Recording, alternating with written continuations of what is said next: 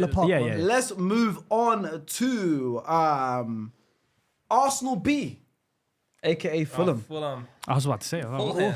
Haylen's finest. Stand up. Fulham. Haylen's finest 3-1 win for Fulham. Goals scored by Emil Smith-Rowe. Raul Jimenez, Emil Smith-Rowe, and Reece Nelson with a consolation goal from Harvey Barnes. Yep. Your boy. Got another one. Great performance, from Fulham. Great home win. And the Arsenal boys are flying. Iwobi got an assist. He didn't score, but he got an assist for Smith-Rowe. But Smith-Rowe starting off really well. My chair dropped. Yeah. I can't. Smith-Rowe started off really well. Very, very, very well. I'm upset. Big signing. No, I'm still I think upset. you said it. It's good business. Was it you? Someone said it. It's good business and also a good, two things can be right. It was good business and a good signing for them. Yeah, for sure. It wasn't the right environment for Emerson for Arsenal. It wasn't. love him, He was getting no minutes. If he did get minutes, it was the last 5 to 10 minutes. You've got Odegaard ahead of you. But He's not going to play on the left wing. He needs to leave his comfort zone as well.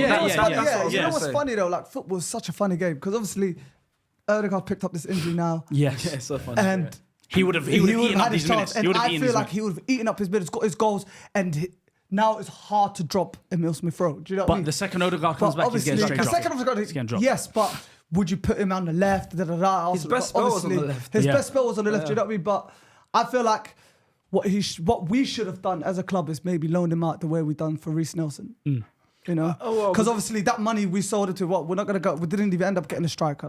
If he's not in the I think it was more for PSR. But That's that money we got from. we sold ESR for PSR. Can I say someone at Fulham though has gone under the radar for me this year? It's gone 4-4. You didn't even know.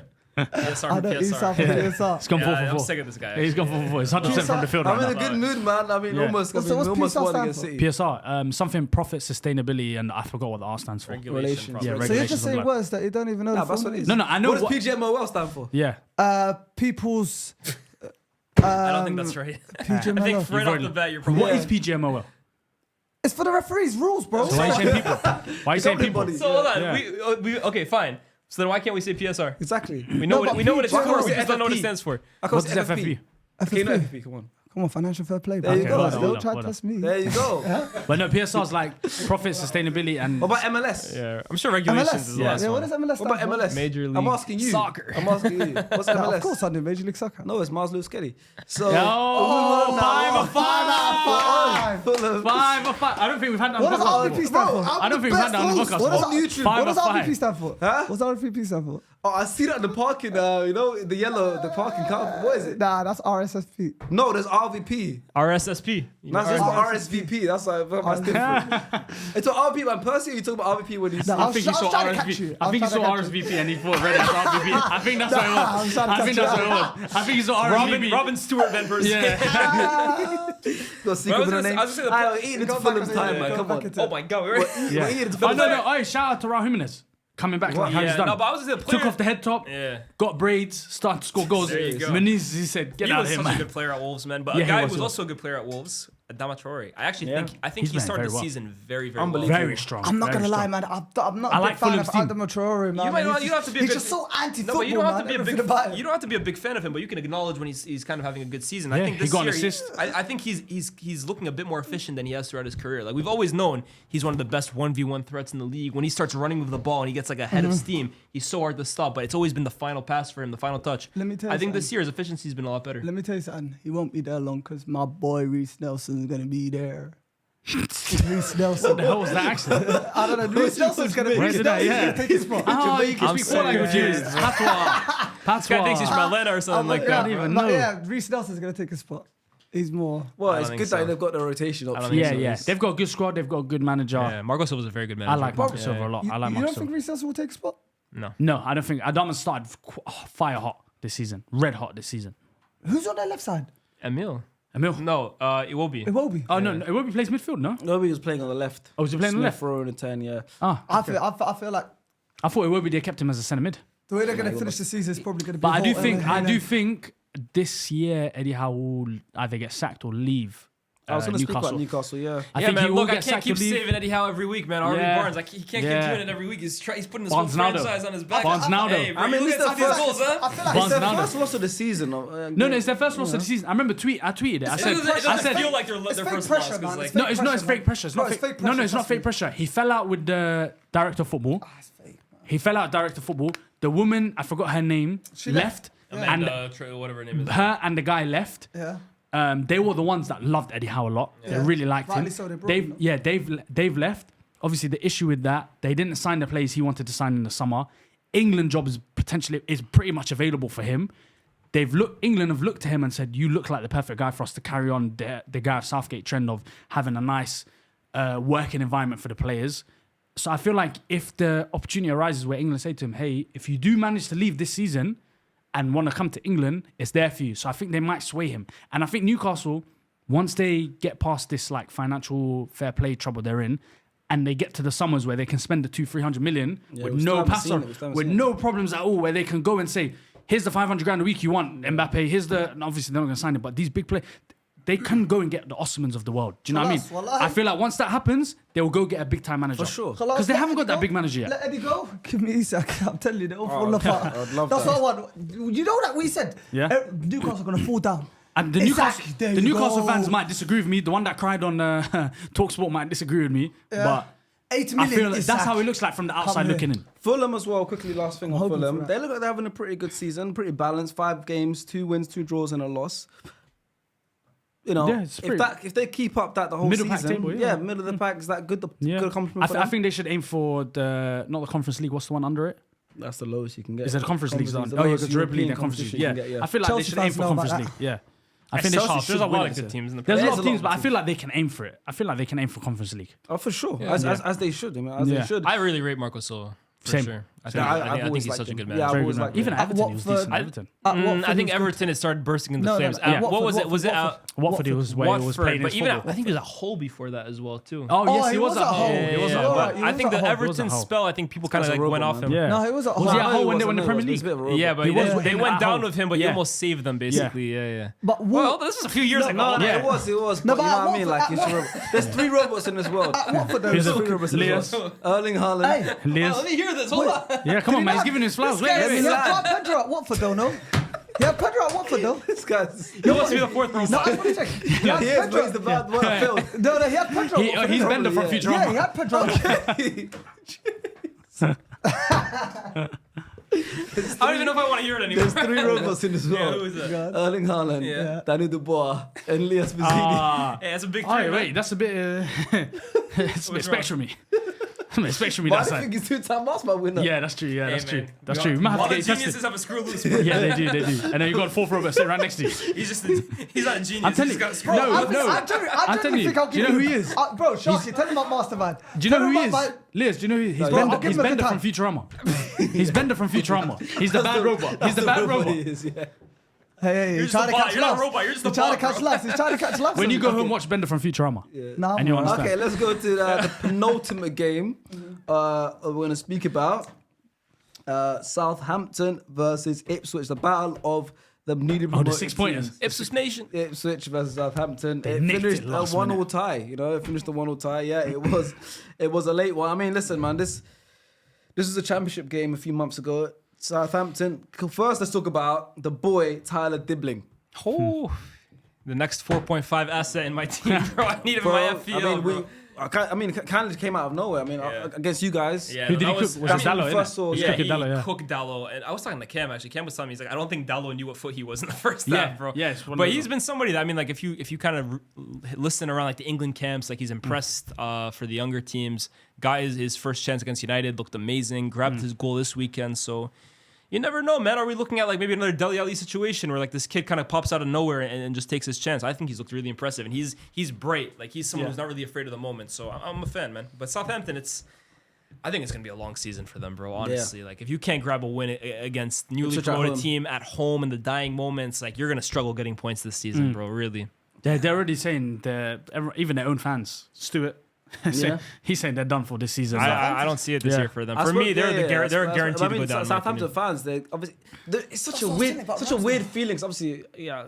Obviously, we know someone that supports Southampton. I get it because I didn't even think about this. Right.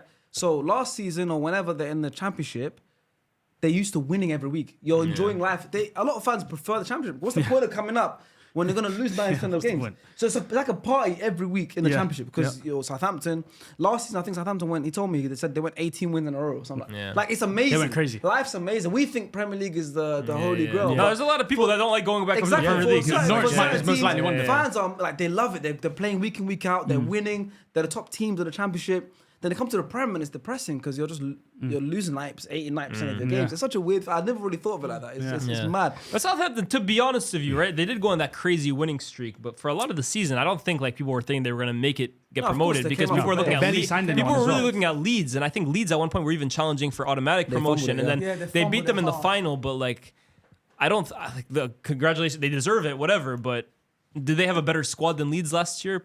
Debatable. Do they have a squad good enough to stay in the Premier League this year? Debatable. No, do they play a style of play that like can at least get them short-term results?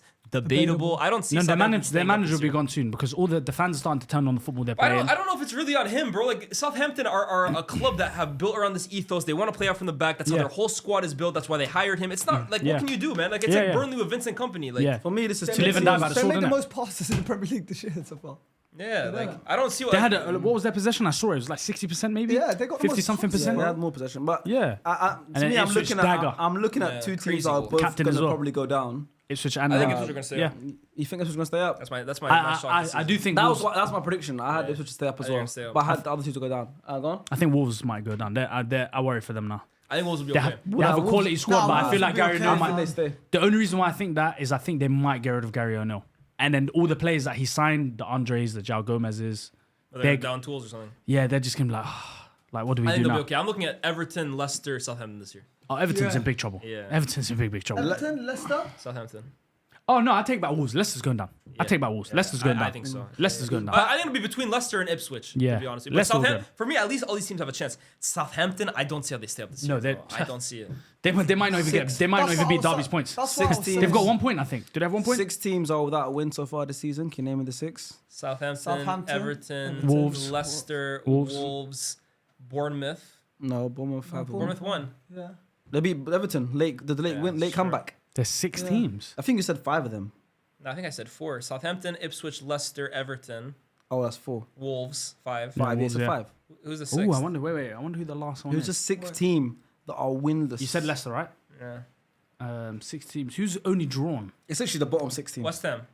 No, West Ham have won 1 game against Bournemouth. I don't even know who. Who's the last team? Crystal Palace. Oh my God! I said it. Yeah, I literally said it in the beginning of the episode. I said it, man. What are you talking about? I said it. I said it. Fourth robot. No. Fourth robot. I just said it. He's a bot, man. I'm saying he's not a robot. Let's go to the final game. The other 2 teams without a win. Leicester versus Everton. 4 of the teams without the win just drew. That's why they got no wins. Leicester versus Everton 1-1. Game finished against Everton. Man, ain't no one trying to hear about Leicester. Wilfred Everton. Hold on. What? Ndiaye. That was a good goal. Illuminate. Ashley Young's pass. Hey, nice pass. That was a great reverse. Ndiaye is a player, man. Oh, no, he's a good player. He was a good player at Sheffield United. And he went good player at Rising Ballers. Yeah, very good player at Rising Ballers. Yeah, I really like him, man. He's the little bit of X factor that Everton have. The rest is just. It's crazy. He went from Rising Ballers to the Premier League to the World Cup. Senegal. World Cup. Yeah. Indeed, he got pushed back to DM. Yeah, he went back to DM. He played in Cam last week and got 2 assists. I mean, listen, the game finished 1-0. Ndiaye and Steffi Mavididi scoring the goals. I mean, these are another 2 teams that could probably go down. But yeah, indeed, he did have a good game. Like you said, he won more duels, which were 15, than any other player has in a single Premier League game this season, and won more aerial duels and more tackles than any other player on the pitch this game. Indeed, with his classic monsterful defense midfield performance, right? I mean, listen, Everton. Can we talk about Everton for a second? I can't lie. It's so sad seeing Everton go down. I feel sorry for man. Sean Dyche, man. It's not just. I don't feel sorry for Sean Dyche at all. But it's just the fact that Everton, man. Everton are just. They're like, he said bunny. They're the only team. Them and Arsenal are the only team to never ever get relegated in top flight football. How have you managed to sneak Arsenal back into this? I'm just saying. You have illness. Huh? You have an illness. I'm just saying. They're the only 2 teams that haven't been relegated. When they go down, which you should want to. And it's just sad to see that they're just in and around that relegation zone for what 2-3 years now. Like, you don't sound very sad.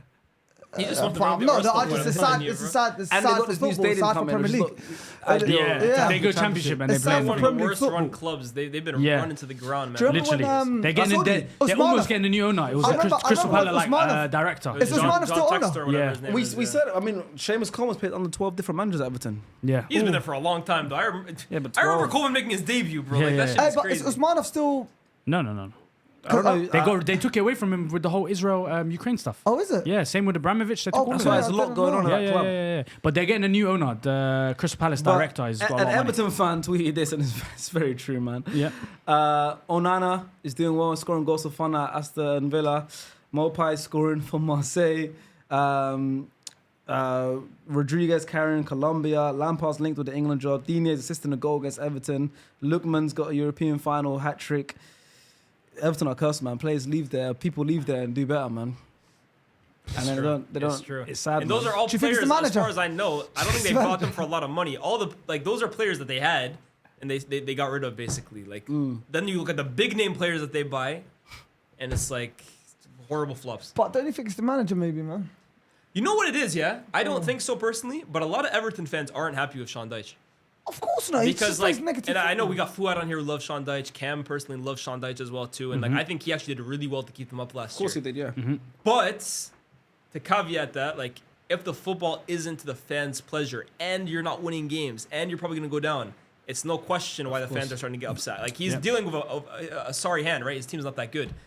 But bro, if you're losing every week and the football is dry, Facts. Come on, man. that's You ain't the got worst nothing thing to for a stand fan, on. bro. Yeah, you ain't got nothing There to you stand go, on. there you go, and that's very, very true United words. and Ten Hag. We'll end it. Yeah, we'll end that on that. We'll end it on that. Let's touch on FPL really quickly. Like I said, I already quit, so it doesn't matter I where had a I'm bad at. week, man. I'm doing well. Currently in first place is Abs Busquets with 373 points. On the table, Abe is actually the highest. Woodward's on the table right now. Come on, my You're in boys. fifth place. Yeah. With a team name of Arsenal winning the PL. Come on. That's really creative. Come bro. on. Yeah. Very creative, because you know why? I'm wearing this hat for a reason. What's the reason? 3-point collectors, baby. We're going to win the league, I'm telling you. Bless you. That might be That was that might so be the cringe first when we sneezed. that might be No, the no, first no, sneeze on SDS history. No, but I catch that team for a reason. I genuinely believe in us this year. That's why I wrote that. Okay, and Elias is right behind you. Is I had a bad in week. sixth place, 11 points behind you. Elias, you are in ninth. I had a good week, 6-7 points. Yeah, not bad. It doesn't matter where I am. I quit anyway. Sharky is It 11th. doesn't matter. I quit. Oh, what's your 59 team points. name pending moderation? No. What was your name? What did you It's try the to name it? same as it's been since I was 15. It's Snow fluffy bunny. bunnies. Oh, flow bunnies. Fluffy bunnies. Bunny, yeah. That's I thought it was snow bunnies. inappropriate, man. No, it ain't. It's pending moderation, Yeah, bro. facts. I hope I they can ban see. you from the league, man. Exactly. Look, it's been the same since I was 15. I don't know. Mercel, since he got caught, he's moving down a bit. He's third, though. Ah, shock. Should we third. compare his team to FPL Harry's He's this third, week he's or third. no? Oh my God, he's got dibbling. Mercel's third. All right, and going over to you lot's league, the SDS Ultras. I'm currently in 4,420th place in that league because there's so many of you guys in there. So feel free to join if you want to join. I want to mention the top 10 right now. If you guys don't know, the winner of this league at the end of the season gets offered a seat on the table for one special Can I episode shout where out? they pick a lineup or a £500 cash prize. Can I shout out second place? Yeah. You do first I place. knew you I'll were do gonna say second. Yeah. Yeah, person in first place is That's crazy. FC Gribas. in Yeah, first Gribas, place. good name, nice name. We don't really care about Second you. place? Shout out to Lalana Rhodes. In second That is a place. great name. You are doing very well in life, No, brother. I like third place name even more. Drop it like a slot. is Drop good. it like Drop it's it like slot. a These are good slot. names. They're way better than what is it? Yeah. Arsenal's winning the Premier Yeah. League. Bro, what's better? You got FC Buzidi, bro. Like, Yeah, that's that's so in my boring. name, bro. Arsenal Yeah, but winning that's the so Premier League. boring. That's not even a team. Buzidi. No, but at least it's a team name. At I've least got it's a a team PL name. name. My name is Lias Buzidi. I'm gonna call my team FC Buzidi. Come Right. on, man. Yeah, that makes sense. Yours No, is it's just dead. like a statement. It's not even a team. It's In- not a in name. It's a statement. You have to be. You have to be creative. No, but you build the culture. You keep Yeah. saying it. it's You're gonna manifesting happen. it. You're manifesting manif- Of course. In your house, you got it There's there. manifestation. You got trophies I'm around saying your house. manifestation. That's fine. Let's leave it. No, we'll leave it. Your episode's finished now. Let's just leave it. Let me mention this. In fourth place, NHXI. In fifth place, Scott McDominate. In sixth, Moes FC. In joint seventh, it's Rice Baby and J. Cole Palmer. I like that. In ninth place, El Rabah, Beta Maraba. In 10th place, M. Al Shamari. You guys are current top 10. Actually, ML Shamar is actually joint points with MK United and Los Dancos. Congratulations to you guys for being in the top 10, but it's only game week 5. Keep going, keep joining. We've got over 10, I think it's like 15,000 plus of you guys in this league. Crazy. Like I said, whoever wins this league gets to either get a £500 cash prize or be on the podcast. Take the money, take the money. You don't want the Jay-Z Last treatment. year's winner took the money, so up to you guys what you want to do. So yeah, thank you guys. Dinner We'll with see you guys Jay-Z. very soon. And live show coming up. Make sure Peace. Bye.